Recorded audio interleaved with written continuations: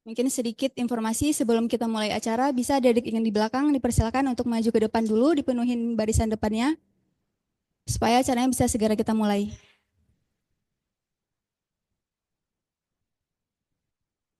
Assalamualaikum warahmatullahi wabarakatuh. Yang terhormat, Wakil Dekan Kemahasiswaan, Alumni dan Kemitraan Fakultas Kedokteran Universitas Syah Kuala, Ibu Dr. Rina Suryani Oktari, SKEP MSI, yang kami hormati para narasumber, dan seluruh peserta sosialisasi Program Kreativitas Mahasiswa atau PKM Universitas Syah Kuala tahun 2025. Dengan mengucapkan Bismillahirrahmanirrahim, acara sosialisasi program Kreativitas Mahasiswa Fakultas Kedokteran Universitas Syah Kuala tahun 2025, Rabu 12 Februari 2025 dimulai. Mengawali acara pada sore hari ini, marilah kita membacakan Ummul Quran di dalam hati masing-masing. Al-Fatihah.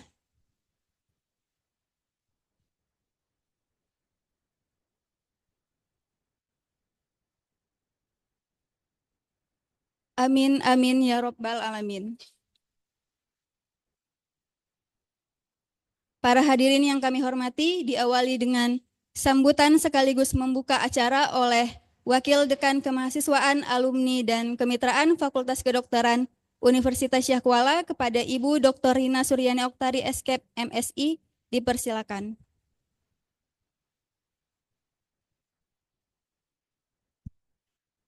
Baik, Bismillahirrahmanirrahim. Assalamualaikum warahmatullahi wabarakatuh. Alhamdulillahilladzi hadana li hadza wa ma kunna linahtadiya laula hadanallah. Asyhadu an la ilaha illallah wa la syarikalah wa asyhadu anna Muhammadar abduhu wa rasuluh la nabiyya ba'da. Syukur alhamdulillah kehadirat Allah Subhanahu wa taala. Hari ini kita bisa berkumpul di ruangan ini ya. Yang saya hormati narasumber kita Dr. Rofi, kemudian ada Pak Din ini dari P2KM Universitas Syah Kuala. Terima kasih Pak Din sudah membersamai kami, walaupun ini memang waktunya sudah sangat sore ya. Kemudian juga Ibu Kasubag Kemahasiswaan Alumni dan Kemitraan Fakultas Kedokteran, Bu Emi dan timnya nih ya, ada Bu Vina, ada Pak Darmawan, juga Pak Andika, serta pengurus BEM dan pengurus Hipokampus, tentunya yang teristimewa adik-adik mahasiswa angkatan 2024, nggak tahu ada yang 2023 nggak nih, 2022. Saya lupa juga menyapa, terima kasih banyak juga para guru besar, dokter, dan para dosen yang sudah bergabung juga secara online. Jadi memang kita buat juga kegiatan hari ini hybrid ya, jadi para dosen juga bisa bergabung secara online. Kegiatan hari ini adalah dalam rangka mensosialisasikan program kreativitas mahasiswa. Mungkin bagi mahasiswa yang angkatan 2023, 2022 itu sudah cukup familiar dengan PKM ini gitu ya. Tapi mungkin untuk 2024 sekilas-kilas kita ada sempat mempromosikan juga kegiatan PKM, tapi belum secara detail mensosialisasikan apa itu PKM, apa saja jenis PKM-nya gitu ya.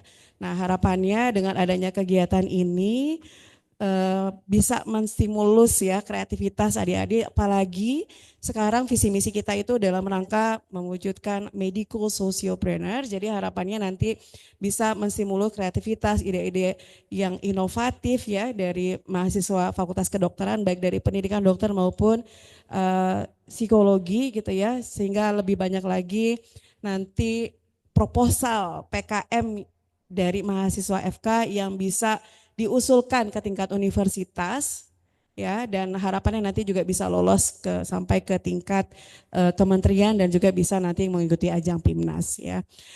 Terima kasih banyak ini kepada para dosen juga yang berkenan nanti mungkin bisa membimbing ya adik-adik mahasiswa kita, karena tanpa bimbingan dosen juga kegiatan PKM ini tidak akan berhasil ya. Dr. Rofi ini dulunya mahasiswa yang untuk pertama kalinya Universitas Syah Kuala memperoleh medali di ajang PIMNAS. Aplaus dong. Benar nggak Pak Din? Ini Pak Den yang menjadi saksi sejarah. Dan saya lupa juga harusnya mengundang ya alumni kita, Dokter Imam, waktu Imam membimbingan dengan saya, untuk pertama kalinya juga Universitas Syah Kuala, tidak hanya Universitas Syah Kuala, tapi Aceh memperoleh medali emas di ajang PIMNAS. Bangga enggak? Dua-duanya dari Fakultas Kedokteran. Jadi kita ingin membangun lagi kejayaan-kejayaan Fakultas Kedokteran di ajang PIMNAS gitu ya. Dan alhamdulillah juga setelah itu diikuti oleh jejak-jejak, ada Bang Zafran juga ya memperoleh medali emas di bawah bimbingan Dokter Budi gitu ya. Dan harapannya tahun ini harus banyak proposal dari Fakultas Kedokteran yang bisa lolos mendapatkan hibah pendanaan dan juga sampai memperoleh medali ya. Karena PKM ini ajang bergengsinya mahasiswa seluruh Indonesia. Apalagi kalau udah sampai ke ajang PIMNAS tuh kalian akan bisa ketemu sama mahasiswa-mahasiswa super keren dari seluruh Indonesia. Di situ bisa dimanfaatkan untuk jejaring, kolaborasi gitu ya. Jadi banyak sekali manfaatnya. Nanti mungkin akan disampaikan juga oleh para narasumber dan juga nanti kita minta karena tadi ya kesuksesan PKM itu tidak hanya dari mahasiswa atau dosennya saja, tapi juga peran alumni ini sangat penting. Ya, Dr. Revi ini termasuk juga alumni PIMNAS ya, yang kebetulan jadi dosen gitu ya. Dan kita juga sudah membentuk sebuah wadah untuk mengumpulkan ini mahasiswa-mahasiswa berprestasi di Fakultas Kedokteran, namanya Ikan Mas, mungkin pernah dengar ya kemarin di akhir-akhir tahun ada open recruitment dan lain-lain. Itu juga sebenarnya dalam rangka mengumpulkan potensi-potensi kekuatan-kekuatan yang ada di Fakultas Kedokteran, mahasiswa-mahasiswa yang berprestasi ini bisa menularkan ya kepada teman-temannya, kepada adik-adiknya sehingga kalau bisa semua mahasiswa Fakultas Kedokteran itu berprestasi. Ya, apalagi sekarang juga sudah ada nih panduan rekognisi dari Universitas Syah Kuala untuk mahasiswa-mahasiswa yang aktif berorganisasi dan berprestasi. Ya, mungkin itu sedikit pengantar dari saya karena nanti juga saya akan ada sesi juga untuk berbagi gitu ya. Eh, ya semoga tetap semangat walaupun sudah sore ya, tapi mudah-mudahan masih bisa tetap fokus untuk mengikuti kegiatan hari ini dan mudah-mudahan nanti kegiatan ini juga akan ada follow up-nya dibantu nanti dari tim atau pengurus Hipokampus nih, abang-abang dan kakak-kakaknya juga nanti akan membimbing ya adik-adik semua yang memang serius nih mau menggarap PKM. Baik, dengan mengucapkan Bismillahirrohmanirrohim, acara kegiatan sosialisasi program kreativitas mahasiswa tahun 2025 Universitas Syah Kuala dengan ini dibuka. Ya, demikian dari saya. Wabillahi taufik wal hidayah. Assalamualaikum warahmatullahi wabarakatuh. Sebelum memasuki acara puncak kita pada sore hari ini, dimohon kepada para narasumber dan juga peserta sosialisasi PKM Universitas Syah Kuala tahun 2025 untuk maju ke depan untuk sesi foto bersama. Ke depan.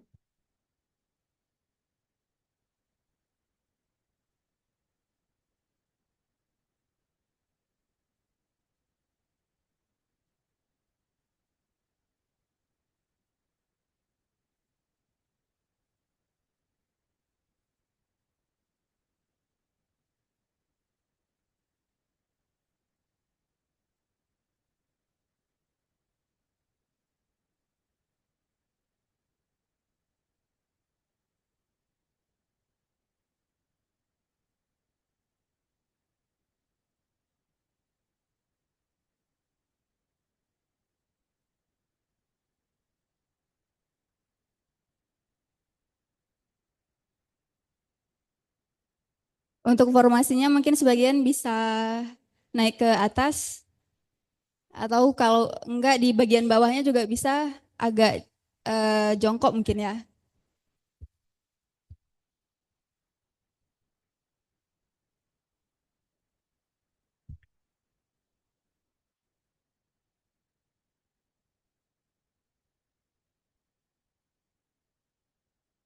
Terus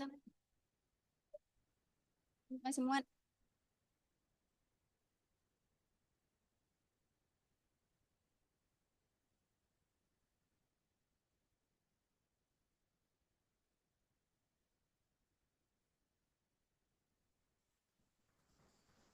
Naik.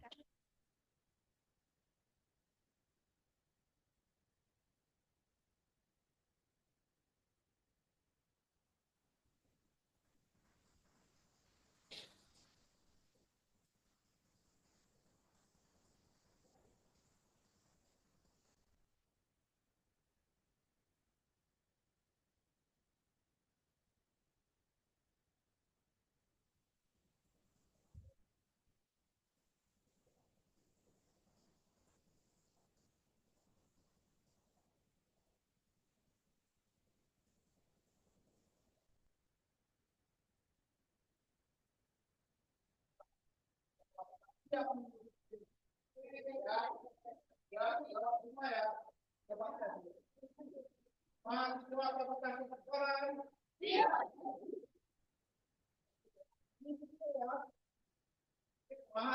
Fakultas Kedokteran.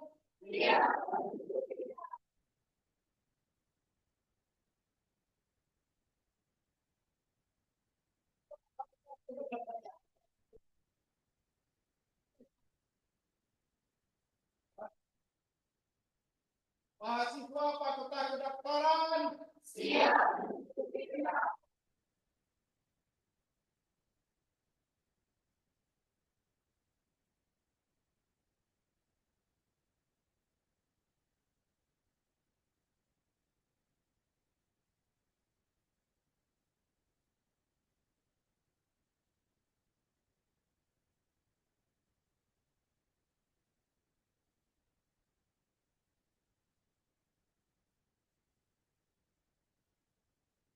Selanjutnya, acara puncak pada sore hari ini yaitu sosialisasi program kreativitas mahasiswa Fakultas Kedokteran Universitas Syah Kuala tahun 2025. Selanjutnya, pemaparan materi yang akan disampaikan oleh para narasumber dan dipandu oleh moderator kepada Untung Surapati dan Dr. Rofi Pratama MBA kami persilakan.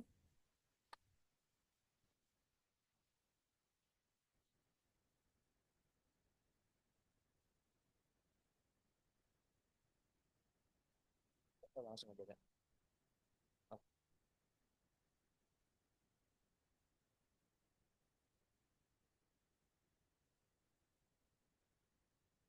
Assalamualaikum warahmatullahi wabarakatuh.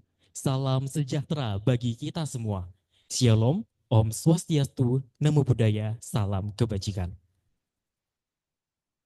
Selamat datang kami ucapkan kepada seluruh peserta dalam kegiatan sosialisasi program kreativitas mahasiswa Universitas Syah Kuala 2025. Yang terhormat, Wakil Dekan 3 Kemahasiswaan, yang terhormat kepada seluruh narasumber, dan yang saya banggakan kepada seluruh mahasiswa yang hadir dalam kegiatan sosialisasi program kreativitas mahasiswa Universitas Syah Kuala 2025.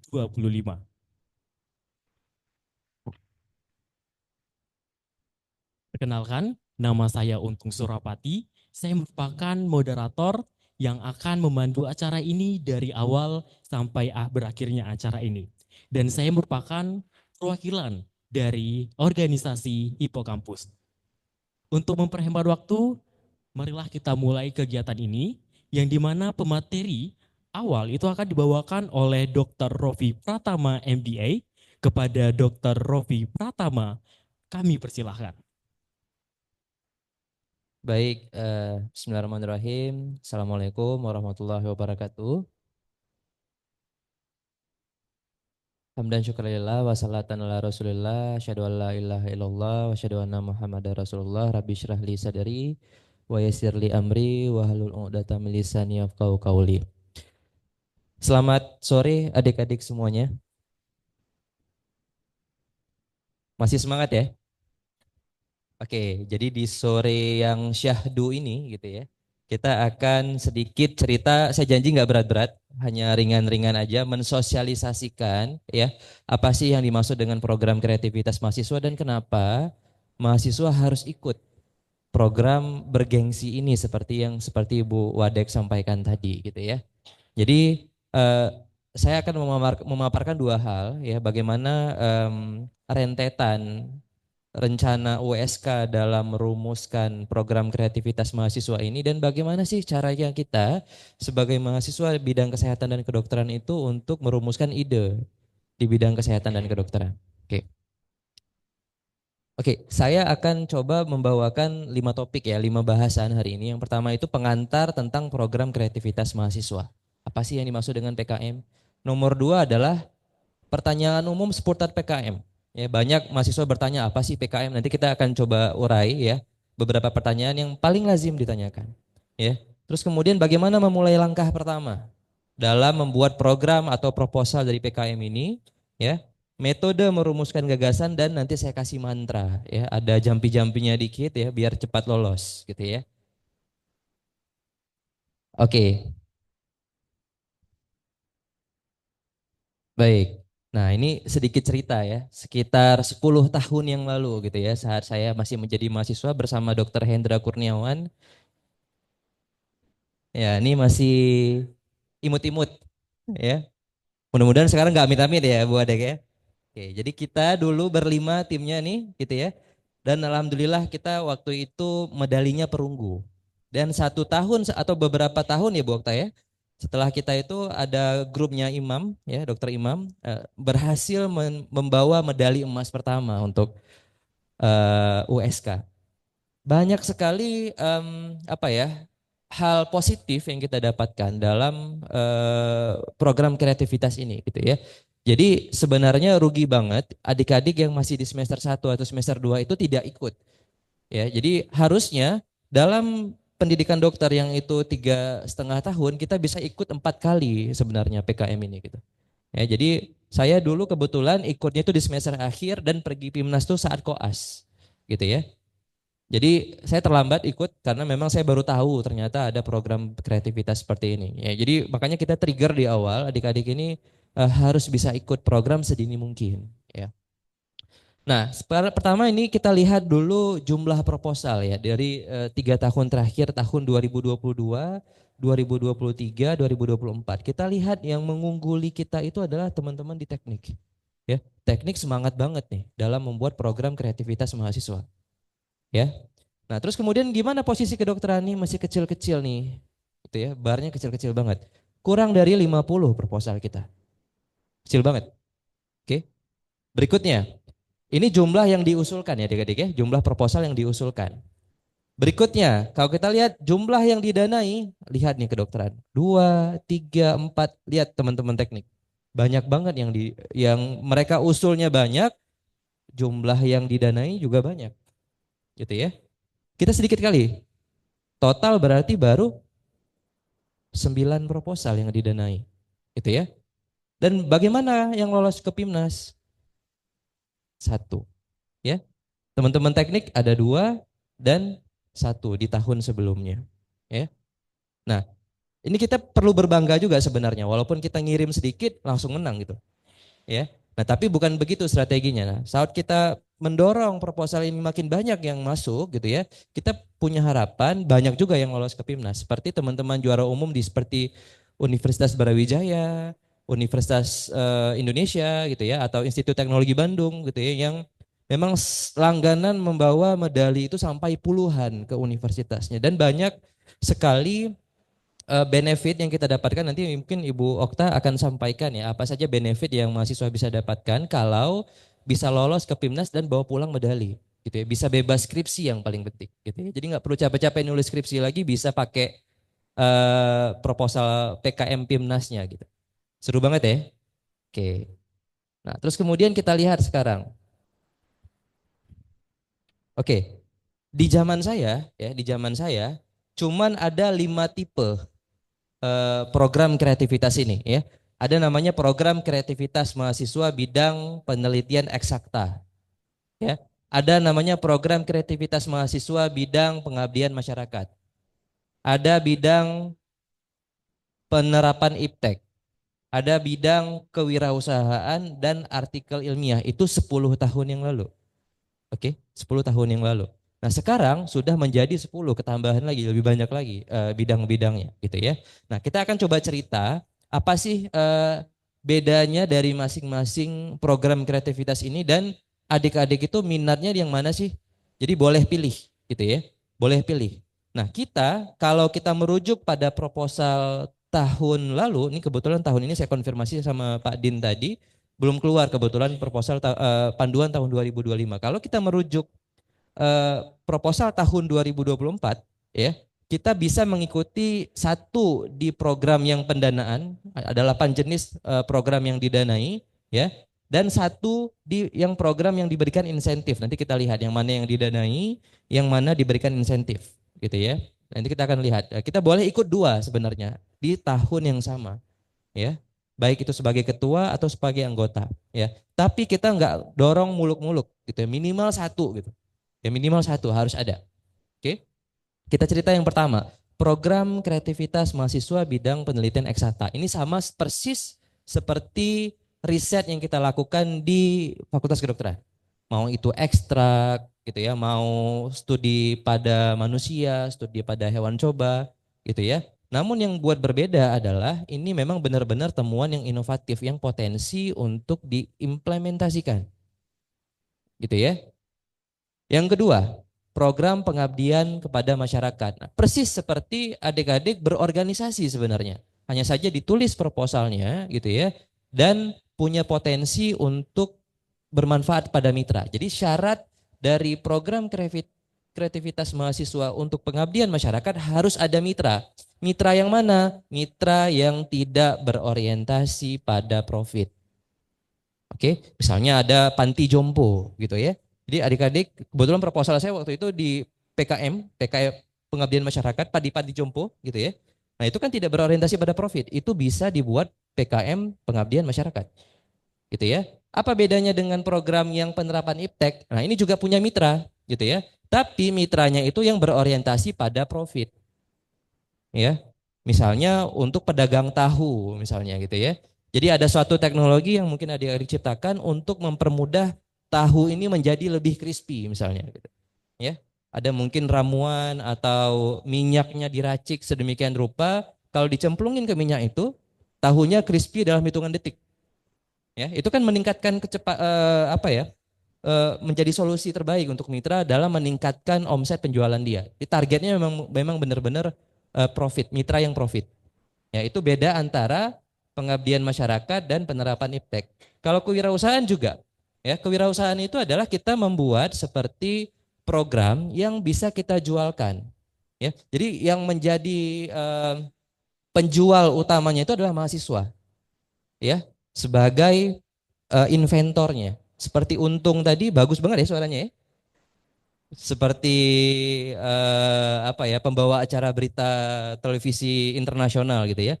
Nah, bisa tuh buat jasa untuk MC keliling gitu ya. Atau apapun itu gitu ya. Nah, tapi catatannya adalah tidak mainstream. Dan PKM mendorong program kewirausahaan itu tidak compete dengan produk existing. Ya, tujuannya adalah bukan untuk compete, bukan mengalahkan produk yang sudah ada di pasar sekarang. Tapi tujuannya adalah meng-create pasar baru. Ya, atau dalam istilah bisnis itu disebut sebagai blue ocean strategi. Jadi kita create strategi bagaimana orang itu yang mungkin belum pernah melek sebelumnya dengan pasar tersebut jadi melek sekarang. Oke. Nah, itu kalau kewirausahaan. Nah, kalau artikel ilmiah, kita membuat artikel ilmiah gitu ya, dan dengan tujuan untuk dipublikasikan. Ini ada standarnya, tapi ini tidak didanai. Hanya kalau tulisan kita bagus, kita diberikan insentif. Kalau merujuk pada proposal tahun lalu gitu ya, itu diberikan insentif 2,5 juta. Ya, kalau yang penelitian, pengabdian gitu ya, sampai kewirausahaan ya, itu didanai 6 sampai 10 juta. Oke, kita punya modal 6 sampai 10 juta, ditambah nanti ada dana dari universitas, ditambah jika kita punya mitra boleh ditambah dengan mitra. Ya, kita lanjut untuk yang riset humaniora. Jadi kalau kita memang nggak terlalu interest gitu ya di riset kedokteran gitu ya, atau riset klinis, hewan coba, ekstraksi, kita juga bisa buat riset untuk humaniora, ya, sosial masyarakat, kita bisa. Ya ada skimnya gitu ya. Terus kemudian ada lagi namanya Karsa Cipta. Nah, kalau Karsa Cipta ini memang dia berorientasi pada produk canggih. Misalnya sistem deteksi seperti yang Dr. Budi buat ya. Sistem deteksi tuberkulosis misalnya hanya dari hembusan napas. Ya, tidak lagi menggunakan kultur tertentu atau pemeriksaan BTA seperti adik-adik kenal begitu ya. Nah, tidak lagi, mungkin hanya dengan menghembuskan napas gitu ya. Bisa keluar itu positif atau negatif. Itu namanya Karsa Cipta. Ya. Nah, tapi yang di Karsa Cipta ini boleh gitu ya. Bentuknya itu prototype. Ya. Tidak harus produk jadi. Ya, mungkin kita hanya pakai produk kecilnya saja dan bisa menggambarkan bagaimana fungsionalitas dari produk kita ini. Oke. Kalau dia ada satu lagi namanya karya inovatif. Nah, ini karya inovatif itu harus 1:1. Memang produk jadi yang siap untuk diproduksi massal. Ya. Jadi memang betul-betul memang ini sudah siap gitu ya, sudah siap produknya atau sistemnya begitu ya, siap tinggal untuk diproduksi massal. Nah, biasanya karya inovatif ini punya kemampuan teknologi yang lebih rendah daripada karsa cipta. Jadi tidak perlu harus yang begitu canggih sekali dengan IoT atau artificial intelligence, still long way to go kalau menurut saya gitu ya. Dan pengalaman juga dari beberapa reviewer PKM nasional gitu ya. Kalau sudah berbau IoT gitu ya, jadi si reviewer itu sudah agak-agak skeptis, sudah agak memandang remeh, nggak mungkin level mahasiswa gitu ya, sampai masuk ke teknologi yang se-advance itu, gitu ya. Kita mungkin yang sederhana saja, nanti ada beberapa tips ya, yang mungkin mahasiswa di level mahasiswa memang pelaksanaannya, belum di level industri, ya. Nah, terus itu karya inovatif. Terus kemudian ada lagi kalau memang suka buat video, ada lagi perlombaannya namanya video gagasan konstruktif. Ya, jadi buat video gitu ya, sedemikian rupa untuk bisa memberikan solusi terbaik terhadap permasalahan yang sedang dialami di lingkungan kita, baik itu di kesehatan, sosial, dan lain sebagainya. Oke. Dan yang terakhir itu adalah gagasan futuristik tertulis. Nah, ini gagasan kita tulis gitu ya. Sehingga mungkin orang bisa muncul inspirasinya. Oh, benar juga nih yang dibuat sama mahasiswa ini. Nah, tapi ini cakupannya itu memang harus benar-benar luas. Misalnya negeri bawah air di Sabang gitu misalnya. Oke, nah itu futuristik tuh. Nggak akan mungkin bisa dieksekusi sekarang, tapi mungkin 30 tahun lagi gitu ya, akan bisa diimplementasikan. Ya. Nah, kita coba kita tuangkan ide itu. Atau di yang dari Takengon, negeri di atas awan gitu ya. Atau negeri terapung, mengatasi kemacetan ibu kota misalnya. Ya, itu bisa. Nah, dua skema ini, artikel ilmiah dan gagasan futuristik, itu skemanya itu diberikan insentif. Kalau bagus banget, dikasih pendanaan 2,5 juta. Stop sampai situ. Ya. Kalau yang lain gitu ya, ini kita buat programnya memang. Kita buat programnya, diberikan dana 6 sampai 10 juta range gitu ya. Tergantung nanti seberapa meyakinkan proposal kita, bisa mudah-mudahan semuanya bisa maksimal gitu ya. Nah, terus bedanya lagi adalah semuanya ini diperlombakan pada PIMNAS. Ya. Di 8 yang didana ini diperlombakan di PIMNAS, ditambah dengan yang gagasan futuristik ini dilombakan di PIMNAS. Jadi kalau didanai, kita otomatis maju ke PIMNAS. Gitu ya. Terus kemudian nanti lomba poster di sana. Kalau artikel ilmiah tidak maju, tidak diperlombakan pada PIMNAS. Oke. Nah, ini ada nanti akan diterbitkan panduan seperti ini dan ada panduan umumnya. Jadi adik-adik harus lihat gitu ya bagaimana program ini dilaksanakan. Oke. Terus kenapa harus ikut PIMNAS gitu ya? Jadi strateginya kita adalah belajar di kedokteran itu mungkin hanya sebagian kecil saja ilmu yang kita pelajari gitu ya. Ada namanya high order thinking skill gitu ya. Adik-adik dengan ikut PIMNAS ini, dengan ikut PKM ini kita punya kemampuan critical thinking yang bagus. Ya, creativity, collaboration, communication. Ya, kita tahu bagaimana teknologi, bagaimana kita memanfaatkan media. Jadi tahu semuanya gitu ya. Dan bagaimana kita meningkatkan produktivitas kita itu belajar banget dari program kreativitas mahasiswa. Apalagi WSK akan mempersiapkan pembekalan nanti. Ya, ada right shop gitu Bu Okta ya. Jadi nanti setelah sosialisasi ini kita akan siapkan bagaimana menulis gitu ya. Kita nggak bahas hari ini bagaimana cara menulis yang baik, yang potensi untuk didanai. Ya. Nah terus kemudian yang paling penting gitu ya, saya ambil dari panduan PKM gitu ya. Ini bisa dikonversi. Ya. Kalau nanti adik-adik lolos ke tahap 1, ini bisa dikonversi 1 sampai 2 SKS. Oke. Terus kemudian kalau didanai itu 3 sampai 5 SKS konversinya. Kalau maju ke PIMNAS sampai 10 SKS. Skripsi itu kalau saya nggak salah 6 ya. 5. Nah, udah lebih malah yang bisa dikonversi. That's why lolos ke PIMNAS gitu ya, bisa dikonversi bebas skripsi. Dan sudah dibuktikan sama WSK gitu ya, untuk tidak skripsi karena punya prestasi nasional lolos ke PIMNAS. Apalagi dapat medali. Di zaman saya dapat beasiswa 2 semester. 5-5-nya nih, 5-5-nya kita dapat beasiswa 2 semester dari WSK untuk nggak bayar SPP, gitu ya. Ditambah dengan ada yang lainnya nanti mungkin kita bisa cerita gitu ya. Oke, ada nggak batasan topik? Kalau kita mau buat nih, membuat PKM, ada nggak batasan topik? Misalnya kita ada kedokteran gitu ya, harus topiknya ini, ada nggak kira-kira? Jawabannya adalah tidak ada, suka-suka. Ya, lomba apa lagi yang topiknya suka-suka hati kita? Cuman ini. Biasanya kalau lomba-lomba yang lain kan ditentukan ya, temanya ini gitu ya. Nah kalau tim PKM ini suka-suka. Nah tapi kalau saran saya adalah sedapat mungkin dikaitkan dengan penyelesaian masalah kekinian. Ya, apa yang menjadi problematika dunia saat ini? Dunia lagi butuh apa sih? Ya, yang kita lihat nih, gitu ya. Yang pasti SDGs. Ya, nanti silakan diulik-ulik SDGs apa yang paling relate sama kita. Atau Indonesia ini lagi ngetren apa nih? Kalau program Pak Prabowo yang paling fenomenal apa? Makan gratis. Gitu ya. Apa sih yang bisa diinovasikan dari makan gratisnya Pak Prabowo? Ya, misalnya mau buat penelitian boleh.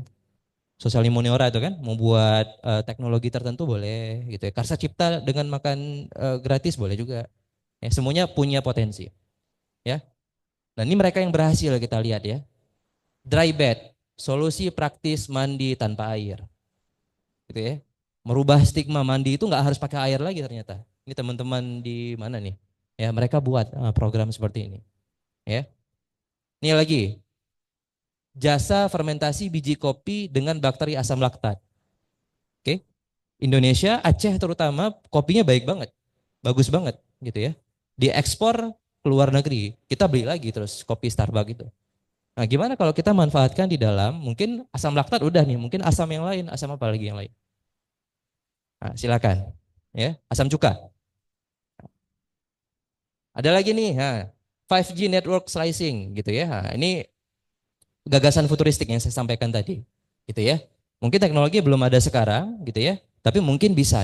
Dia minimal udah berpikir ke arah sana, udah sejauh itu dia berpikir. Bisa. Oke. Apa harus canggih? Ya, tadi saya cerita 5G, IoT gitu ya. Jawabannya adalah bukan. Tidak harus canggih. PKM itu ya bukan rocket science, ya. Bukan project untuk menerbangkan roket seperti Elon Musk. Ya, kita think small gitu ya. Jadi harus sesederhana mungkin idenya itu, ya. Tapi punya dampak yang besar. Oke. Contoh nih, paling saya suka juga kasih contoh begini. Nugget ikan sapu-sapu. Ya. Ikan sapu-sapu nih di beberapa sungai itu dianggap sebagai hama gitu. Ya. Nah, datang mereka nih di tahun 2011 kebetulan PKM-nya mereka tangkapin ikan sapu-sapu gitu ya. Terus kemudian mereka cuci bersih, dipotong gitu ya, dianalisis kadar gizi. Ternyata tinggi banget kadar gizinya. Mereka buat nugget ikan sapu-sapu untuk program kewirausahaan. Ada ikan apa lagi di sekitar parit kita? Coba buat. Ada biawak, nugget biawak gitu ya.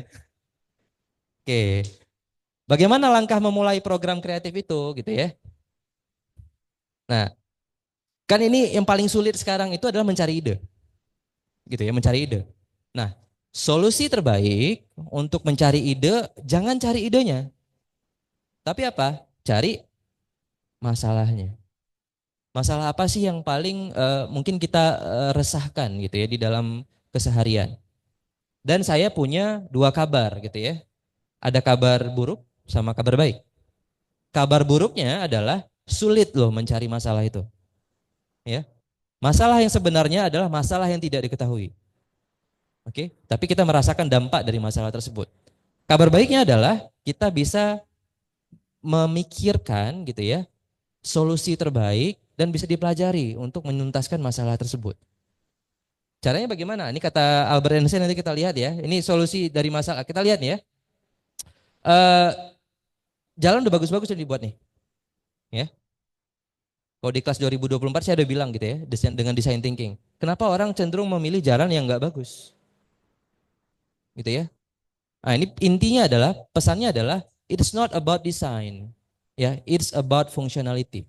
Ini tentang fungsionalitas. Ya, makanya semua proposal PKM gitu ya, dari 8 tadi ditambah dengan gagasan futuristik itu adalah fokusnya adalah fungsionalitas. Bisa menyelesaikan masalah besar yang sedang dihadapi Indonesia atau dunia saat ini. gitu ya. Jadi nggak perlu dibuat sekeren mungkin, seperfect mungkin, tapi ujung-ujungnya cuma keren doang, gitu ya. Tapi fungsinya itu jadi lemah, gitu ya. Ini kata Steve Jobs juga, design is not about what it look like, but how it work. Bagaimana program tersebut atau produk tersebut bisa bekerja. Oke. Nah, saya menawarkan ada satu metode, ini kita udah belajar juga nih teman-teman di 2004, adik-adik 2024 ya. Teknik design thinking. Jadi design thinking itu adalah bagaimana pertama kita empathize dulu. Kita tahu dulu ada problem ini di kalangan kita gitu ya. Ataupun di sekitar rumah kita. Nomor berikutnya adalah define, kita definisikan masalah utamanya apa.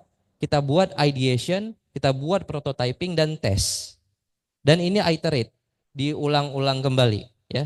Mungkin nanti di Right Shop kita bisa cerita lebih banyak ya tentang bagaimana cara design thinking ini dilakukan.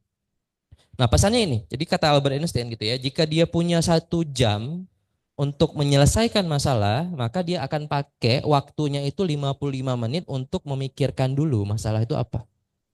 Oke? Dan 5 menit sisanya dia pakai untuk menyelesaikan masalah tersebut. Ya, seberapa penting kita harus tahu dulu, mendefinisikan dulu masalah itu, ya, baru kita pikirkan solusinya, gitu ya. Jadi kalau masalah itu sudah didefine dengan baik, itu sudah half solve, sudah setengah terselesaikan. Tinggal setengahnya lagi kita pikirkan ide terbaik untuk itu. Oke. Nah, kita coba ya, kita coba. Ya. Saya kebetulan beberapa waktu lalu jalan-jalan ke tempat martabak. Terkenal banget ya martabak Aceh ya. Nah, bagaimana implementasi design thinking di martabak Aceh ini gitu ya. Nah, datanya adalah seperti ini. Oke, Kota Banda Aceh jumlah konsumsi telur itu adalah sekitar 3 butir per kapita per minggu. Ya. Jadi rata-rata orang Aceh ya, survei tahun 2021, 22, 23 makan telur itu 3 butir seminggu. Rata-rata, mungkin bisa lebih gitu ya. Nah, dari data ini kita lihat kalau kita kali dengan jumlah penduduk Aceh gitu ya, maka kita konsumsi telur itu 626.000 butir per minggu. Banyak gak? Banyak banget. Gitu ya. Nah, apa mau jadi pedagang telur? Buat telur lucu mungkin di program kreativitas mahasiswanya? Atau apa? Ya, silakan. Itu udah dapat satu masalah, ya. Demand-nya tinggi banget nih. Oke? Atau jadi pedagang martabak? Boleh. Gitu ya. Nah, tapi kita coba lebih jauh gitu ya. Ternyata gitu ya, ternyata dari pedagang telur ini ada sampah telur yang dihasilkan. Ya. Jadi kalau kita timbang satu butir telur itu beratnya itu 50 gram rata-rata. Ya. 10% itu akan jadi limbah. Kalau kita hitung limbah dari 626.000 ini 31,2 ton limbahnya. Oke, banyak nggak nih? Banyak banget. Ya. Selama ini kemana? Ke TPA, pembuangan akhir. Oke. Nah, terus kemudian kita lihat lagi nih, ya. Karena dibuang gitu ya, dia menimbulkan limbah B3, bahan berbahaya dan beracun. Dia mengandung H2S, hidrogen sulfida, ya, ini beracun gitu ya. Ditambah dengan nih bakteri yang kalau kita belajar di kedokteran Salmonella, gitu ya. Punya banyak potensi masalah kesehatan akibat bakteri ini, kontaminasi bakteri ini atau infeksi bakteri ini, gitu ya. Dan ada data yang mengatakan bahwa warga keluhkan limbah peternakan penghasil telur itu berbau busuk. Kasihan nih bapak-bapak yang bawa telurnya gitu ya. Dia mungkin pergi pagi, sore baru dia buang nih ke TPA. Ya, segitu banyak kontaminasi dari bahan B3 terhadap tubuh dia. Gitu ya. Di situ mungkin kita tersentuh. Ini kayaknya harus dipecahkan nih masalah ini. Oke? Apa solusi terbaik yang mau kita tawarkan? Oke? Nah, saya sarannya adalah kita dengan seperti ini kita tahu apa sih sebenarnya customer empati tersebut. Ya, empati Bapak ini apa sih? Ternyata dia kasihan loh, dia mungkin sering sakit-sakitan, sering diare gara-gara bawa sampah telur. Nah, kita hadir sebagai mahasiswa gitu ya, kita mau propose solution. Gitu ya. Banyak caranya gitu ya. Caranya adalah kita lihat ya. Jadi sebutir telur gitu ya. Kita bisa buat macam-macam. Jadi ada teknik namanya scamper. Ya. Pertama di substitute. Jadi kita edukasi warga, nggak usah makan telur lagi deh. Biar nggak banyak sampah telurnya. Jadi edukasi makan tempe, buat program pengabdian masyarakat untuk edukasi makan tempe. Oke, jadi PKM pengabdian masyarakat. Atau dengan C gitu, kita combine. Mungkin ada teknik-teknik merebus tertentu yang mana kulit telurnya bisa dimakan. Ya, langsung crispy-crispy gitu dengan cangkang telurnya. Jadi nggak ada lagi sampah telurnya, bisa. Oke. Atau di-adjust, ada teknik-teknik pembuatan tertentu gitu ya. Terus kemudian dimodify. Kalau telur ini dulu kan kita tahu telur bulat. Ada namanya telur kotak. Ya, jadi ada mungkin metode pembuatan telur yang bisa menjadikan telur ini sebagai kotak. Ini juga bisa jadi program kreativitas mahasiswa. Ya, udah ada kotak, apalagi what next? Ya, atau ditaruh di tempat yang lain. Ya, dimanfaatkan, ajar ibu-ibu PKK untuk memanfaatkan telur ini sebagai wadah untuk bercocok tanam, boleh? Gitu ya. Atau dieliminasi, ya, dibuang telurnya dan dipakai untuk hal yang lain. Atau di reverse. Banyak cara-cara untuk pengolahan dari cangkang telur ini. Itu contoh saja dari sebutir telur gitu ya. Nah, kalau saya memilih di program ini, saya contohin gitu ya. Oke, saya memilih teknik yang put to other use. Saya pakai cangkang telur ini untuk fungsi yang lain. Oke, fungsinya apa gitu ya. Nah, dengan keilmuan kita di kedokteran gitu ya, kita tahu bahwasannya kalsium karbonat pada telur itu tinggi banget, 98,34%. Oke. Kita tahu anggota organ tubuh kita yang paling banyak kalsium di mana? Di tulang. Gimana? Mau buat apa suplemen untuk tulang? Mungkin bisa. Oke. Nah, tapi saya mau buat beginian. Ya. Jadi kalau kita buat apa ya? Miniatur-miniatur ini kalau dia sense rasanya itu sama seperti asli, ya. Mungkin ini jauh lebih menarik untuk customer. Kita jual produk kedokteran berbasis cangkang telur gitu ya, dibuat seperti miniatur anatomi seperti ini. Adik-adik tahu nggak berapa harganya nih? Harganya gitu ya, ini pakai pound sterling nih bayarnya nih. 100 pound sterling nih satu biji, kecil. Harganya itu satu pound sterling 20.000, saya cek tadi sorry. Ya, 2 juta nih satu. Ya, gimana kalau udah kompleks-kompleks seperti ini bisa sampai 900 pound sterling. Ya, hanya dari hal yang kita buang. Ada 2 ton tuh sumber daya kita tuh. Berapa biji yang bisa dihasilkan begini ya? Itu hanya salah satu contoh gitu ya. Contoh bagaimana kita bisa meratih kreativitas kita dalam merumuskan ide-ide program kreativitas mahasiswa ini. Oke. Ya. Semuanya bisa riset eksakta, mungkin menganalisis kadar kalsium karbonatnya, ada magnesium karbonatnya atau kalsium sulfatnya gitu ya. Itu boleh di riset eksakta atau pengabdian masyarakat, mengedukasi ibu-ibu tadi untuk menggunakan limbah cangkang telur gitu ya. Atau pakai yang artikel ilmiah kita buat tulisannya atau gagasan futuristik ya, negeri di atas cangkang telur misalnya. Boleh aja. Ya kan itu kan mungkin nggak tahu bagaimana itu bisa terjadi nanti di masa depan kan. Oke. Ya, ini ada framework sederhana yang mungkin ini bisa starting point ya. Sebelum menuju ke proposal, mungkin saran saya itu nanti buat desain brief dulu, ya. Seperti yang produk cangkang telur tadi, saya buatnya produknya namanya anatomical, model anatomi 3D dari limbah cangkang telur. Nah, salah satu syarat dari program kreativitas mahasiswa itu judulnya itu nggak boleh lebih dari 20 kata. Oke, nah itu harus juga nanti dirancang-rancang gitu ya. Jadi harus simple ya. Sebagai solusi mengurangi limbah B3 di lingkungan dan bernilai ekonomi dan edukasi ya. Skopnya adalah kita fokus untuk pembuatan model gitu ya. Fokus kita dalam membuat program ini buat model sama untuk mendukung upaya kesehatan. Fokus kita 2 ya. Terus kemudian stakeholdernya siapa aja kita identifikasi yang mungkin potensi bisa kita ajak kerjasama, mitra kita ya. Terus kemudian pertanyaan yang perlu kita eksplorasi di dalam program kreativitas ini apa aja ya. Contoh misalnya bagaimana kondisi lapangan terhadap limbah cangkang telur. Misal kita fokus di Darussalam misalnya, berapa sih jumlah martabak, penjual martabak di seputaran Darussalam itu kita survei. Ya, itu yang dilakukan dalam program kreativitas ini. Bagaimana proses pengolahan bahan bakunya? Bagaimana proses pembuatan pemodelannya, gitu ya. Dan nanti outcome yang diharapkan apa? Menurunkan limbah cangkang telur di Kota Banda Aceh sebanyak 30%. Kita nggak usah banyak-banyak targetnya, mungkin 30% aja gitu. Ya. Terus kemudian kesadaran masyarakat tentang limbah cangkang telur ini meningkat 50%. Kita awareness masyarakat itu muncul. Jadi salah satu outcome yang harus dibuat oleh mahasiswa dalam program kreativitas mahasiswa ini adalah buat media sosial. Ya, jadi kita harus mengeducate publik tentang program kita ini. Itu salah satu syaratnya harus buat media sosial. Dan ini kita pengennya mungkin terjual 100 piece. Ya. Dengan harga yang mungkin murah. Jadi gantungan kunci teman-teman di perkuliahan mungkin gitu ya. Itu bisa. Oke. Nah, visualisasi adalah kunci dalam semua program kreativitas mahasiswa. Karena reviewer itu dia pasti nggak akan mungkin membaca semua proposal kita. Ada ribuan mungkin se-Indonesia gitu ya. Nah, adik-adik harus bisa sebisa mungkin melakukan visualisasi dari apa ide yang mau kita tawarkan.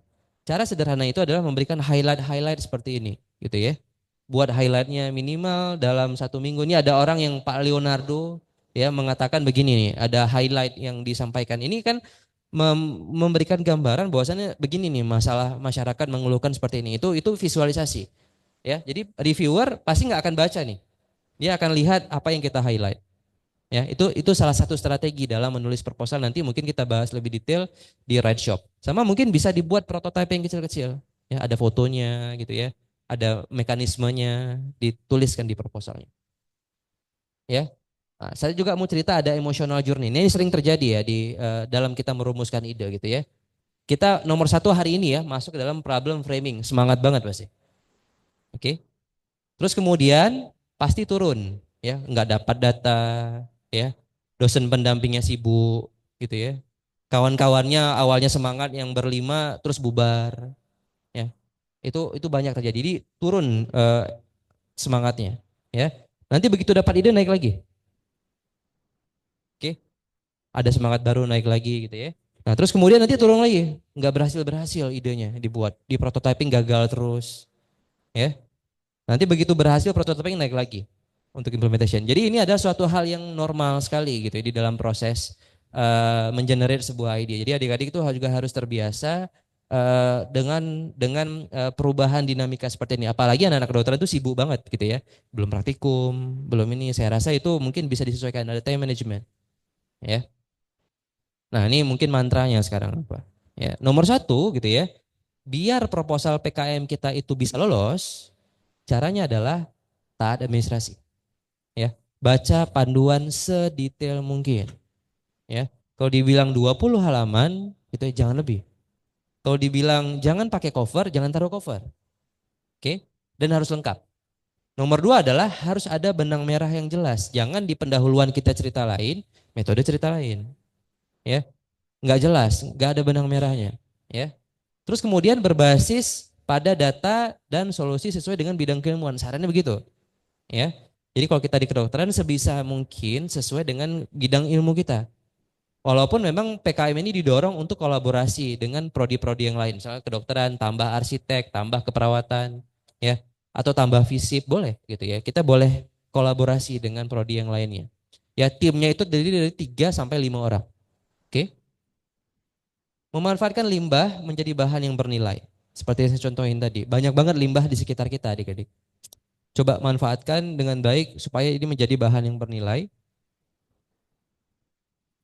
Terus kemudian ini manfaatkan kearifan lokal, ya, melestarikan budaya. Nanti kita lihat banyak contohnya yang menggunakan pendekatan-pendekatan berbasis budaya. Ya, Aceh itu mungkin terkenal dengan kopinya, dengan pemulia jamenya, gitu. Nanti kita lihat contohnya, ya. Berbasis teknologi boleh gitu ya. Pakai teknologi-teknologi terkini untuk merubah yang konvensional itu menjadi lebih efisien, ya. Kondisi terkini, ya. Solusi terbaik untuk negeri, ya. Lihat apa yang paling dibutuhkan sama negara kita sekarang. Ya. Kita hadir mungkin hanya sebutir debu minimal bisa lah untuk mengurai problem di sekitaran kita, ya. Sarannya lagi adalah harus murah dan sederhana, gitu ya. Saya bilang tadi it's not about rocket science gitu ya. Bukan misi menerbangkan roket. Ya, tapi ini adalah hal yang sederhana, sebisa mungkin harus murah. Modalnya juga nggak banyak, 5 sampai 10 juta, gitu ya. Dengan dana sebesar itu kita bisa berbuat apa? Ya, evaluasinya harus jelas, ya, harus bisa terukur semuanya, ya, outputnya harus jelas. Nah, ini yang paling penting satu lagi adalah kok kata Bu Okta, jangan lupa mengetuk pintu langit. Kita berdoa. Jadi setelah kita buat dengan baik semuanya, berdoa ya Allah mudah-mudahan didanai ini dan lolos PIMNAS. Pengen banget bebas skripsi ya Allah. Gitu ya. Targetnya seperti itu. Oke, ini contoh-contoh gitu ya, contoh-contoh yang lain nih. Inovasi probiotik kombinasi bakteri dengan ekstrak tertentu nih. Ya, riset eksata, ya. Ada lagi nih. Ya, ini Bali sepertinya ya. Pelatihan menyawa beraya, ya. Pakai bahasa-bahasa tradisional seperti itu bagus gitu ya. Dia mengkombinasikan mungkin permainan tradisional dengan meningkatkan intelijensi anak disleksia misalnya. Boleh. Ya. Pakai pendekatan-pendekatan seperti itu. Ya, ada lagi nih buat minuman immunity booster. Ya. Dengan teh-teh tertentu gitu ya. Jadi banyak hal yang mungkin adik-adik bisa explore ya, interestnya di mana gitu. Kembali coba direnung-renungkan, saya pengennya sukanya apa sih gitu ya. Nah, terus kemudian yang terakhir pesan saya adalah you are not alone gitu ya. Adik-adik itu nggak sendiri gitu ya. Ada dosen pendamping yang siap mendampingi adik-adik. Ya, satu dosen pendamping, banyak mungkin yang hadir juga di Zoom, ada guru besar kita gitu ya. Dosen-dosen yang ada di seputar Fakultas Kedokteran atau dosen lainnya juga boleh ya gitu ya. Bisa mendampingi adik-adik ya. Kalau kita merujuk pada proposal tahun lalu, satu dosen bisa membimbing 10 tim. Ya, satu dosen bisa membimbing 10 tim. Syaratnya sederhana. Asal dosen tersebut memiliki NIDN atau NIDK. Gitu ya. Apa tugas dosen pendamping? Dosen pendamping itu tugasnya adalah penggalian ide bersama. Jadi boleh ketemu dosennya, Pak, Bu, dokter, profesor gitu ya. Saya punya ide begini. Ada saran nggak? Boleh ya didiskusikan. Ya. Terus kemudian koreksi. Jadi si dosen itu bisa melakukan koreksi. Ya. Validasi proposal, pendampingan saat pelaksanaan, cek ulang dokumen, ya, validasi logbook. Ada logbook yang harus adik-adik siapkan nanti di dalam program kreativitas mahasiswa ini. Oke. Ya, sampai nanti ke PIMNAS bisa didampingi sama dosen pendampingnya. Oke.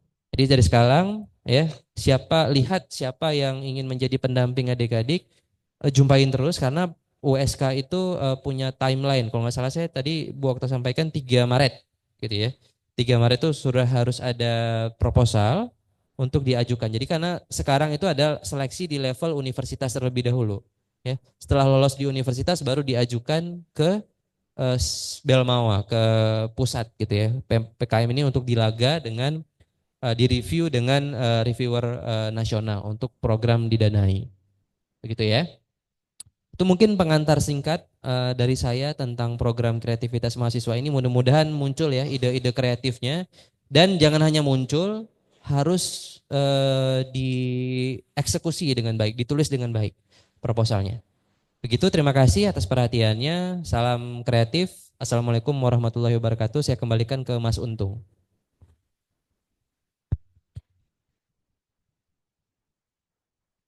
Terima kasih kepada Dr. Rofi Pratama MBA atas penjelasan yang sangat informatif mengenai program kreativitas mahasiswa. Selanjutnya mari kita sambut pemateri kedua yaitu Dr. Rina Suryani Oktari, SKEP MSI yang akan membahas seputaran tentang program kreativitas mahasiswa.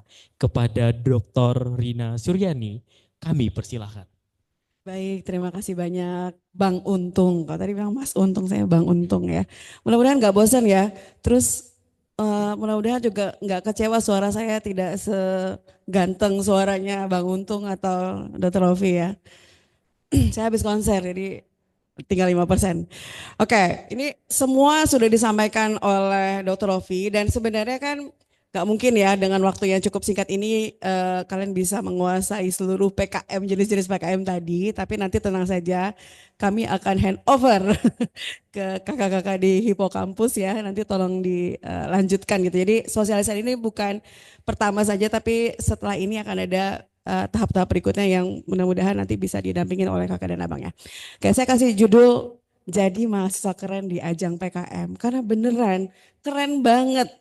Saya itu saya nggak tahu juga ya. Padahal ini PKM waktu itu saya mendampingi imam dan teman-teman itu yang ke-32 loh. Artinya waktu saya mahasiswa sebenarnya udah ada PKM.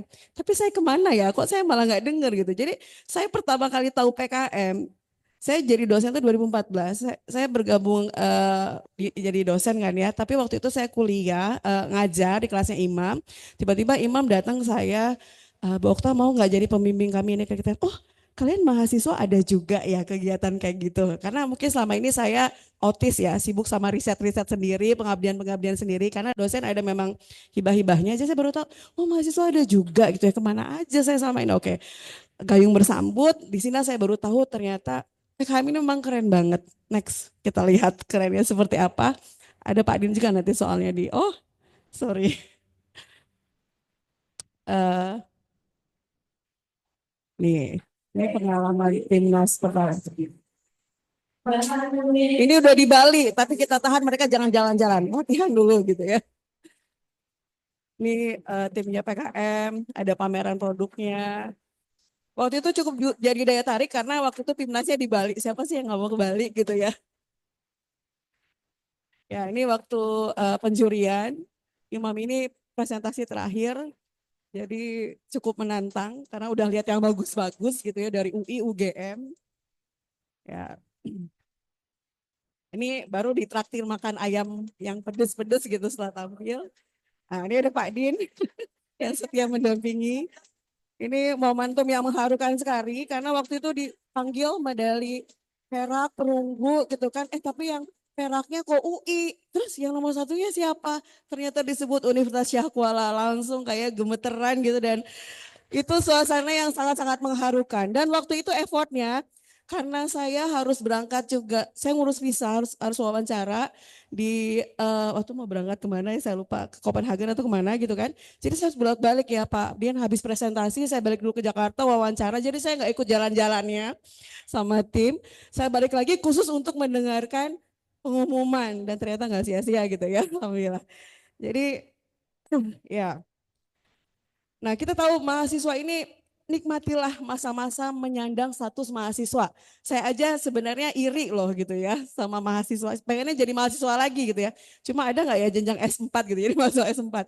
Karena mahasiswa ini punya 4 peran strategis ya, sebagai iron stock, sebagai agent of change, sebagai moral force, dan sebagai social control.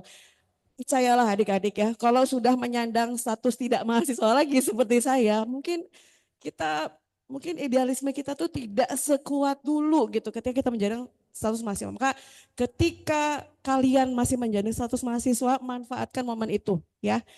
Sebaik-baiknya dengan menyandang 4 peran ini. Kemudian, nah mahasiswa itu tidak hanya dituntut untuk menuntut ilmu, jangan jadi mahasiswa yang kupu-kupu, kuliah pulang gitu ya.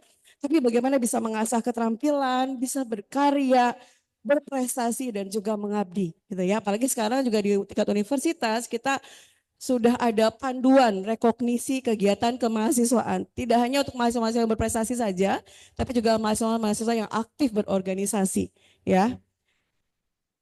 Oke. Nah, kenapa PKM diperlukan? Yang pertama, ini memang dari tahun ke tahun ya, mengantarkan mahasiswa mencapai taraf pencerahan kreativitas dan inovasi berlandaskan penguasaan sains dan teknologi serta keimanan yang tinggi. Ya, ini menjadi visi PKM yang utama dan mempersiapkan mahasiswa menjadi pemimpin yang cendekiawan, wirausahaan, mandiri dan arif. Nah, kemudian mahasiswa diberi peluang untuk mengimplementasikan kemampuan, keahlian, sikap dan tanggung jawabnya ini untuk membangun kerja dalam tim. Jadi kemampuan soft skill kalian itu akan benar-benar terbangun di dalam ketika kalian mengikuti PKM ini ya. Nah, ini tujuan dari PKM ya, mempersiapkan sumber daya mahasiswa yang berorientasi ke masa depan dan ditempa dengan transformasi pendidikan tinggi sehingga menjadi lulusan yang unggul, kompetitif, adaptif, fleksibel, ya, produktif, berdaya saing dan memiliki karakter Pancasila. Ya, ada 3 penekanan di sini bahwa mahasiswa harapannya ketika mengikuti PKM ini, mahasiswa tahu dan taat aturan. Maka penting sekali ketika menyusun proposal itu harus tahu dan taat aturan panduan gitu ya. Jadi mau sebagus apapun ide kalian, kalau nggak ngikutin panduan pasti nggak lolos ya. Kemudian juga tadi ya kreatif dan inovatif dan juga objektif dan kooperatif. Nah ini tadi di antara yang sudah disampaikan oleh juga Dr. Rofi dan itu memang ada di panduan PKM-nya ya bahwa rekognisi kalau misalnya sampai menang dapat hibah saja pun bisa direkognisi apalagi sampai medali emas dan di panduan akademik Universitas Syah Kuala ini juga memang dituliskan langsung ya. Jadi kalau yang nggak mau ikut KKN ikut PKM aja gitu karena memang tertuang ya kalau kelompok mahasiswa yang mendapatkan hibah PKM penelitian ini bisa menjadi skripsi tapi kalau yang PKM pengabdian ini bisa dikonversi menjadi KKN tapi ini kemarin ini siapa Imam ya Imam ini kebetulan dia ini periode kedua yang medali emas waktu sebelumnya masuk Pimnas tapi nggak dapat juara tapi akhirnya bisa dikonversi ke KKN. Nah kemudian kan yang mendapat medali emas kan harusnya dikonversi ke KKN juga karena udah nggak bisa tapi bisa dikonversi ke skripsi. Inilah Imam jadi mahasiswa pertama yang bebas skripsi dan KKN plus jadi skripsi plus KKN gara-gara PKM. Keren nggak tuh? Keren ya? Oke. Oke. Nah ini saya mau sedikit, saya nggak menggambarkan detail, makanya saya hapus tadi beberapa yang tentang PKM karena sudah dijelaskan oleh Dr. Rofi, tapi saya ingin menggambarkan saja bahwa ini loh tahapan-tahapan yang bisa kalian lalui, ya jatuh bangunnya, seru sedihnya gitu ya, ketika kalian nanti mengikuti PKM. Pertama, nanti kita akan, yang paling penting adalah, ya jangan takut bermimpi. Waktu itu yang bikin teman-teman ini semangat, ikut PKM karena Pimnasnya nanti di Bali loh gitu kan. Jadi memang orientasinya itu yang penting kita bisa jalan-jalan gratis di Bali. Itu sebenarnya kami yang dosen pembimbingnya agak khawatir nih ya. Ini orang ini karena udah dapat tiket ke Bali aja udah gitu. Padahal kan perjuangannya belum selesai gitu kan. Kita kan harus bisa membawa pulang emas gitu ya. Makanya Imam dan teman-teman kita buat WhatsApp grup kami itu berubah nama terus seiring perjalanan yang kami lalui gitu ya. Pertama nama ini kan Peci dan Pasmina gitu ya. Kemudian udah bisa lolos ke Pimnas Go Pimnas, kemudian nanti diganti lagi namanya jadi Go Double Emas. Waktu itu targetnya bisa dapat 2 emas karena kan nanti ada di presentasi dan juga ada yang di poster gitu ya. Tapi kita dapatnya hanya ini presentasi gitu ya. Tapi ternyata enggak berhenti sampai situ saja. Tidak puas hanya sekedar dapat medali emas. Adik-adik bisa lihat ini Bang Imam dan Kak Lila, ini yang dari mahasiswa Fakultas Kedokteran, mereka bisa mempresentasikan karya mereka di depan para profesor di Jepang. Keren gak tuh? Luar biasa kan? Ya, jadi dan mereka dapat apresiasi yang luar biasa juga oleh para yang hadir itu ya atas presentasi mereka gitu ya. Jadi intinya jangan takut bermimpi dan inilah nanti yang akan kalian lalui ya. Bagaimana kita bisa lolos pendanaan dulu, kemudian bisa pada saat ada monefnya, apa namanya Pak Din, istilahnya bukan pas monef tuh apa sebelum ke Pimnas? Kok lupa sih? PKP apa? PKP 2 gitu ya, itu kan itu proses ketika sudah memperoleh pendanaan, karena nggak serta-merta langsung ke Pimnas, itu diseleksi lagi ya, sampai ke Pimnas, nah sampai ke Pimnas dapat medali enggak gitu ya, dan ya bagaimana tadi dengan karya kita bisa dikenal oleh global. Kalau Zarfan yang kemarin juga medali emas kami bawa ke Jakarta aja presentasi di depan Prodia dan itu juga mendapatkan apresiasi yang luar biasa juga ya dari hasil produk yang dibuat. Oke, nah ini gimana tipsnya untuk sukses submit? Karena kan kadang semangat untuk PKM itu ada gitu. Mungkin yang angkatan 2023, 2022 juga pasti pengen sebenarnya ikut PKM, tapi baru sebatas pengen, nggak bisa diwujudkan dalam bentuk proposal dan ataupun kalau sudah bentuk proposal sangat sedikit juga yang bisa sukses submit gitu ya. Karena untuk mencapai submit ini juga kadang-kadang juga struggling gitu ya. Nah gimana tipsnya? Tadi Dr. Rofi sudah menyampaikan sedikit. Yang pertama baca pedoman PKM itu nggak ada bantah. Kalau perlu kalian tidur dengan panduan gitu ya. Karena di situ semua dijelaskan secara detail ya tentang ya apa yang diminta. Kalau kalian mau menang, bahkan ada rubrik penilaiannya. Tinggal lihat aja di lampirannya. Jadi makanya kenapa sekarang panduan PKM itu udah dipisah-pisah. Jadi kalau kalian spesifik mau PKM tentang pengabdian, itu ambil buku aja yang panduan PKM pengabdian ya. Kemudian mulai dari masalah tadi ya sudah disampaikan oleh Dr. Rofi sehingga menghasilkan ide, bangun tim yang kompak. Ini yang penting sekali. Karena tadi ada tuntutan multidisiplin, kalau bisa bentuk dulu 3 anggota ya dari FK. Nanti sehingga 2 lagi nanti bisa berkolaborasi dengan fakultas lain. Kami siap mendukung, kami siap jadi mak comblang ya. Kalau sebelum-sebelumnya misalnya Bu kami ada ini gini nih tapi nggak tahu dosennya siapa, kita comblangin. Ada dosen juga yang punya ide loh. Padahal kegiatan PKM. Saya ada ide ini juga nih, tapi lagi cari mahasiswa. Saya iklanin di grup mahasiswa gitu ya. Atau mahasiswanya kami perlu anak teknik segala macam, saya comblangin gitu ya. Pokoknya untuk membangun tim yang kompak ini kita siap support ya. Kemudian konsultasi dengan dosen pendamping ini penting sekali ya karena ini juga menjadi bagian penilaian ya Dr. Rofi ya. Pelajari PKM yang lolos PIMNAS sekarang udah banyak kan ya apalagi sekarang udah PKM yang keberapa? PIMNAS yang keberapa berarti tahun ini? 38 bayangin berarti udah ratusan ribu proposal mungkin ya ide-ide yang sudah jangan sampai kan makanya ide yang diberikan itu ide yang udah basi gitu ya makanya kenapa ya perlu baca banyak baca juga tahu lingkungan sekitar mengetahui up to date gitu ya. Kemudian ini diskusi dengan para alumni makanya nanti kita ada perkumpulan ikan mas ini yang kemudian nanti juga bisa support adik-adik ya melalui nanti hipokampus ya. Jadi bisa sukses PKM itu karena ada mahasiswanya, dosennya, alumni yang kompak sama-sama kita membawa nama harum FK di PIMNAS ya. Kemudian baca, jangan malas baca ya. Panduan itu dilihat detail, kata per kata ya. Karena ada satu kelompok bimbingan saya, mungkin karena kurang detail juga ya, akhirnya nggak bisa lolos PIMNAS Gazi kan karena terkait dengan upload modul. Karena ikut yang tahun lalu kan begini, ternyata di panduan diubah yang panduan yang ini ya. Jadi makanya harus baca, terus juga ya tulis gitu ya, sehingga tidak lupa. Dan jangan lupa berdoa, ini fase-fase. Ini yang link ini adalah contoh kumpulan poster kontingen dari UGM. UGM itu karena langganan juara umum dan sekali menang itu kalau kita kan mungkin dapat 1 emas, 1 perak, 1 gitu kan ya. Kalau mereka mungkin udah puluhan sampai dijadiin buku gitu ya. Dan di sini kalian nanti bisa lihat bentuk-bentuk PKM-nya yang dapat medali emas itu gimana, yang presentasi, yang poster gitu ya, bisa lihat di sini linknya ya. Kemudian tipsnya sepenuh hati dan nikmati prosesnya.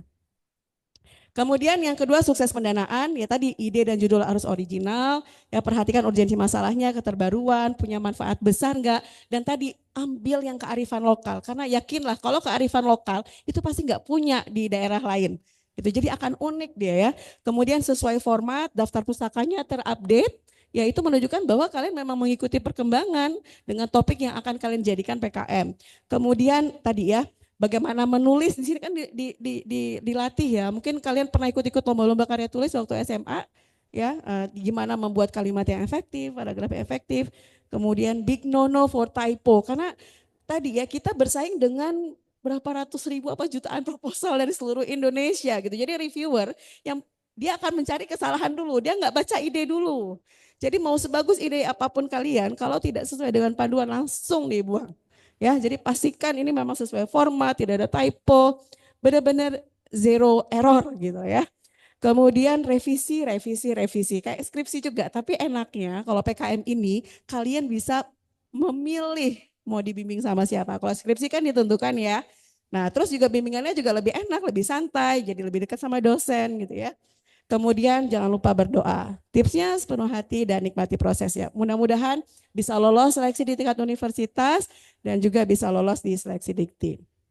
Nah, sukses Monef ini ya, tadi P2KP kan udah dapat hibah nih. Nah, ini juga menjadi tantangan sendiri ya, karena waktu itu yang dan teman-teman tuh aktivis semua, bahkan salah satu anggotanya tuh jadi ketua BEM gitu kan ya setelah itu. Nah, tapi bagaimana membangun kekompakan itu untuk menjalankan programnya ya. Jadi teamwork ini dibutuhkan, komunikasi ya. Apalagi nanti kan kita komunikasi dengan terutama yang lintas fakultas. Orang baru dijodohin sama Bu Okta gitu kan ya. Jadi mungkin belum terlalu kenal. Nah, itu pastikan dijaga komunikasinya. Kemudian lengkap administrasinya, tetap ya revisi. Karena nanti diminta laporan segala macam ya. persiapan maksimal karena nanti kalian akan diminta presentasi, latihan, tampil prima dan jangan lupa berdoa. Tipsnya sepenuh hati dan nikmati prosesnya.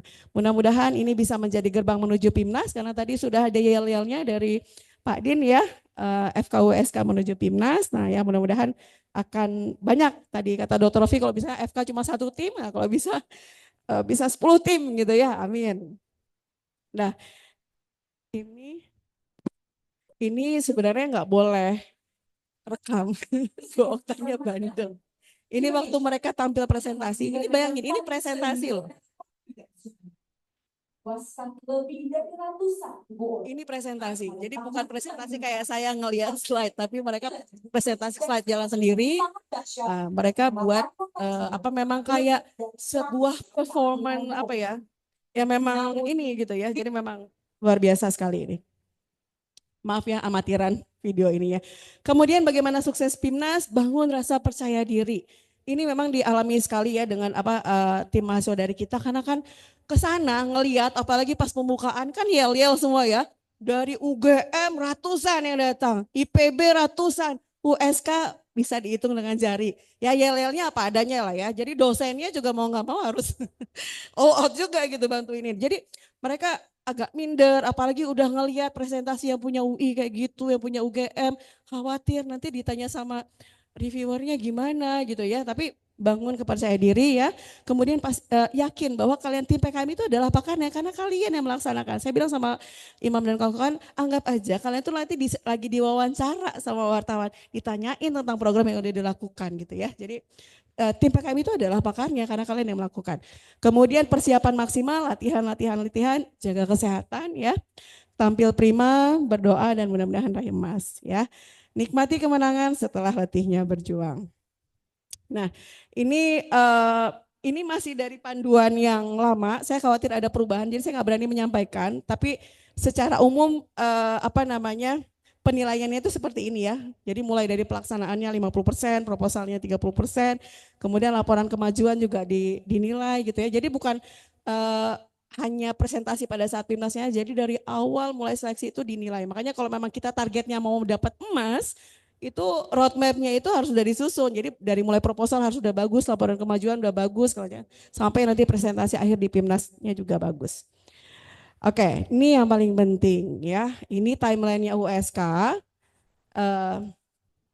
Ya, ini minggu ini memang sosialisasi di fakultas. Kemudian nanti ada workshop penulisan proposal PKM. Saya nggak tahu ini sifatnya seleksi atau boleh siapa aja karena seluruh fakultas mungkin akan banyak ya. Kemudian ada pembekalan teknis reviewer, ya ini Dr. Rofi. Kita ada beberapa dosen kita juga yang memang reviewer PKM. Kemudian nanti pendaftarannya secara online di puspresmas.com sampai 3 Maret. Nah ini jangan sampai deadline-nya ini lewat ya. Kemudian nanti juga ada sebelum penutupan ada nongkrong PKM USK ini via Zoom ya, ada pembekalan tes. Ini yang dari universitas ya. Tapi dari fakultas juga nanti kita akan ada pembinaan sendiri sehingga akan lebih banyak proposal-proposal dari Fakultas Kedokteran yang bisa submit ke universitas. Ya, mungkin demikian dari saya. Saya kembalikan kepada moderator. Assalamualaikum warahmatullahi wabarakatuh.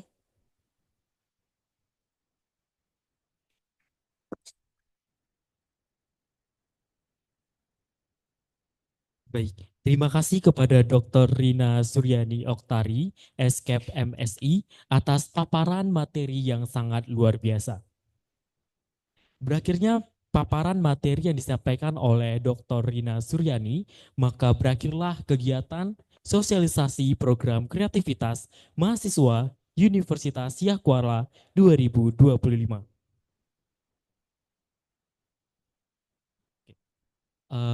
Selanjutnya akan ada sesi tanya jawab kepada peserta, dipersilahkan.